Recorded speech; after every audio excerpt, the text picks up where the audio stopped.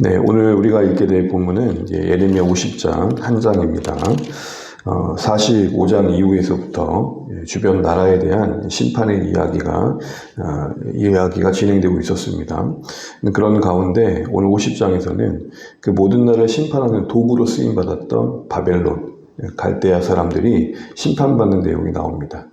당시에는 이 바벨론 하면 다들 두려워 떨 정도로 패권의 모든 것들을 장악했던 절대적인 존재였던 바벨론이었습니다. 하나님께서 허락하셔서 심판의 도구로 쓰임받는 동안에는 아무도 그들의 바벨론의 그 어떤 군사력과 명성을 감당할 수 없었죠. 가는 곳곳마다 침탈했고 침략했고 빼앗았고. 그런데 오늘 50장을 보게 되면 그랬던 바벨론이 함락되는 그런 예언이 담겨 있습니다. 여러분, 여기서 우리는 뭘 보시게 됩니까? 무너지지 않을 것 같았던 바벨론, 영원할 것 같았던 바벨론. 그 당시만 해도 누가 바벨론을 이겨? 바벨론은 영원할 거야 라고 했던 그 바벨론, 그 갈대아 사람들이 그 끝이 결국에는 이렇게 허무하게 무너지는 것들을 우리가 보면서 영원한 것은 없구나 라는 생각들을 다시 한번 해보게 됩니다.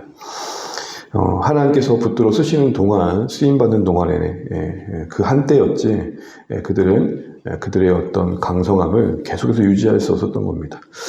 이유는 읽다 보면 여러 가지가 나옵니다. 가장 큰 이유는 교만함이었습니다.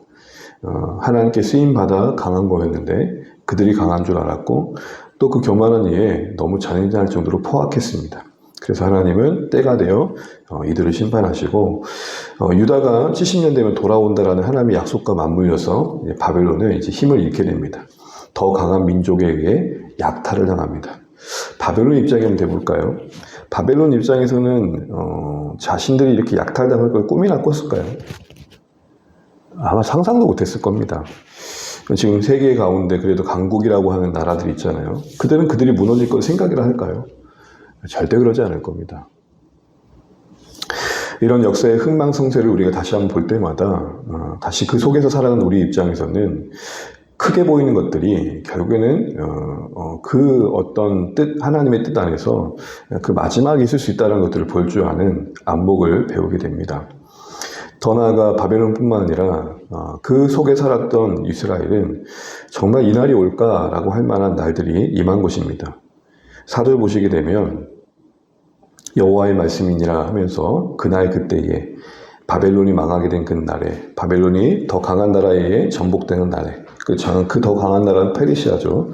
그때에 이스라엘 자손이 돌아오며 유다 자손도 함께 돌아오되 그들이 울면서 그 길을 가며 그의 하나님 여호와께 구할 것이다 라고 말합니다. 이 울음이 여러분 이해가 되십니까? 그러니까 바벨론에서 살라고 해서 거기서 살고 있는데 바벨론에 함락되고 다시 고국으로 돌아오는 여정입니다. 그 여정은 이전에는 붙잡혀갔던 여정입니다. 우리가 이 길을 역으로 다시 거슬러 가면서 이런 생각을 했겠죠. 우리가 이 길을 지나면서 이렇게 괴로워했었는데, 우리가 이 길을 지나면서 다시 돌아갈 수 없는 고국 때문에 많이 힘들어했었는데, 이대로 우리는 끝나는구나 라고 생각했었는데 라는 그 과거의 생각이 났을 겁니다. 그러면서 그것과 대비되는 자신들이 돌아가는 이 현실은 정말 이게 상상도 할 수 없었던 이들이란 측면에서 감격의 눈물, 기쁨의 눈물을 또 흘리고 있는 것이죠. 이 눈물에 대한 고백이 잘 표현된 게 시편 126편인데 오늘 그걸 읽고 말씀을 마무리하도록 하겠습니다. 126편입니다. 같이 한번 읽어보겠습니다. 이 시편 126편은 오늘 예레미야 50장 4절을 조금 더 기억할 수 있도록 찬송의 노래로 담아내고 있는 건데요. 우리 여기 잠깐 접어주시고 시편 126편 함께 읽고 말씀을 마무리하겠습니다. 네, 함께 읽겠습니다. 여호와께서 시온의 포로를 돌려보내실 때에 우리는 꿈꾸는 것 같았도다. 그때에 우리 입에는 웃음이 가득하고 우리 혀에는 찬양이 찼었도다. 그때에 문 나라 가운데서 말하기를 여호와께서 그들을 위하여 큰 일을 행하셨다 하였도다. 여호와께서 우리를 위하여 큰 일을 행하셨으니 우리는 기쁘도다. 여호와여 우리의 포로를 남방 시내들같이 돌려보내소서. 눈물을 흘리며 씨를 뿌리는 자는 기쁨으로 거두리로다. 울며 씨를 뿌리러 나가는 자는 반드시 기쁨으로 그 곡식단을 가지고 돌아오리로다. 아멘. 시편 이 120편은 에레미야 50장에 바벨론이 함락되고 그 가운데 살았던 이스라엘 백성들, 유다 사람들이 다시 고국으로 돌아오는 과정 속에 그 역사의 배경 속에 고백되는 찬양입니다. 이 찬양을 절절히 읽다 보면 붙잡혀갔던 그 여정이 다시 돌아올 여정이라 꿈도 꾸지 못했는데 다시 돌아오는 동안 그들이 그간 흘렸던 눈물이 헛되지 않음을 확인하는 여정이었음을 알게 됩니다. 보통 우리가 기도 제목을 품고 1, 2년 이상 기도하다 보면 이거 되겠나 싶은 생각을 할 때가 있고 한 10년, 20년 지나고 나면 그냥 기도 제목이니까 하고 있지 라고 할 때가 있습니다. 근데 여러분, 우리의 흘리는 눈물이 헛되지 않게 하시는 하나님을 다시 여기서 확인하게 됩니다. 에레미야가 선포한 뒤에 거의 70년의 시간에 붙잡혔던 이들은 그 가운데서도 어쩔 수 없어 바벨론에 살고 있었지만 다시 돌아갈 날들을 희미하나마 꿈꿨을 겁니다. 1년, 2년, 10년, 20년, 한 60년쯤 되면 꺾일만 하지 않았겠습니까? 한 70년쯤 되면 이거 되겠나 싶은 생각도 했을 겁니다. 어느 일부는 말씀하셨던 70년이 다가오는데 라는 생각도 했을지 모르겠습니다. 그러나 대부분의 사람들은 이제 그 눈물도 다 말라가지고 무슨 의미가 있겠나 싶었을 겁니다. 그런데 이들은 확인한 겁니다. 하나님 앞에 흘리는 우리의 눈물을 헛되게 하지 않으시는구나. 그리고 그 역사적인 사건을 시편의 고백으로 만들어서 시편 126편의 표제처럼 성전에 올라갈 때마다 늘 기도했던 겁니다. 도저히 꿈꿀 수 없었던 날들을 경험했던 그들은 그 감격이 이 찬양의 고백 속에 되뇌어지면서 계속되길 바랬던 거죠. 그리고 이것이 표제화되기를 이들이 예배를 할 때마다, 예배로 나올 때마다 늘 되뇌었던 찬양이었다는 겁니다. 무슨 말이죠? 우리가 한때 포로 가운데 붙잡혀서 찬양을 할 수도 없었던 시절이 있었다. 우리가 한때 예배 드리고 싶었지만 성전의 문 앞에조차 나아갈 수 없을 때가 있었다.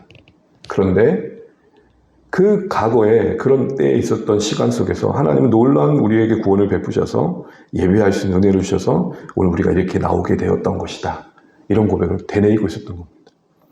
우리에게 적용해 볼까요? 오늘도 우리는 하루를 맞이합니다. 사실은 어제 지난날 하루만 두고 본다면, 아니 여기 오기까지 우리의 마음과 생각들을 두고 본다면 그걸 가지고 하나님이 우리를 심판하신다면 우리 어찌 하나님 앞에 설 수 있겠습니까? 여호와의 긍휼이 무궁하심으로 우리가 진멸되지 아니함이니이다. 이것이 아침마다 새로우니 주의 성실하심이 크시도소이다. 시편 120편은 지난날 과거에 도저히 예배할 수 없던 환경에서 예배의 자리를 다시 회복시킨 하나님의 은혜를 되뇌이면서 평온한 중에 예배하는 그 묻어질 수 있는 마음을 깨우는 찬양이었습니다. 이거 당연한 거 아니다. 우리가 이렇게 예배할 수 있는 거 당연한 거 아니다. 하나님이 은혜 주셔서 그 지난날에 괴로웠던 시절을 지나 이렇게 평온하게 예배할 수 있는 것이다. 그러니 예배 드릴 수 없었던 그 억압된 시간 속에서 놀라운 은혜로 구원하신 하나님의 은혜로 오늘 우리가 이렇게 평온하게 예배할 수 있는 당연한 날들을 맞이했다는 거 결코 잊지 않고 우리 감사하며 예배하자.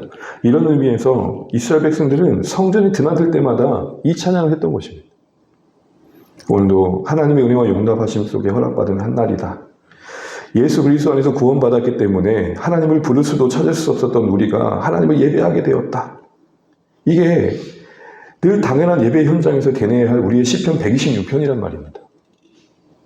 꿈꿀 수 없었던 구원이 우리에게 임했고 바랄 수 없었던 천국에 대한 소망이 우리에게 주어졌는데 이 기쁨이 우리의 예배의 현장에 있는가? 다시 한번 돌아보게 하는 게 126편이었고 오늘 이스라엘 백성들에게도 그런 의미로 반복되었던 것입니다. 사랑하는 주안의 거전 여러분, 이 말씀을 맺으면서 이 예레미야 50장 바벨론의 함락은 바벨론에게도 황당한 일일 뿐만 아니라 유다에게도 도저히 임하지 않을 날들도 전혀 생각하지 못했던, 오늘 126편 표현을 그대로 쓰자면 꿈꾸는 것 같은 날이, 이런 날이 오나? 진짜 이런 날이 오나? 몇십 년 기도했는데 이제는 기도 제목마저 그냥 습관적으로 드리는 그때에 하나님의 응답을 보게 될 때 우린 시편 120편을 부를 것입니다. 그리고 그렇게 때 불렀던 찬양은 이후에도 우리의 계속된 기도를 붙들어 줄 것입니다. 이처럼 하나님은 오늘 이스라엘 백성들의 돌아올 수 없을 것 같은 날들의 돌이킴 속에서 우리에게도 오늘 동일하게 소망을 잃지 않게 하시고 당연한 것들 속에서 잃어보지 말아야 할 하나님의 구원의 사건을 상기시켜 주십니다.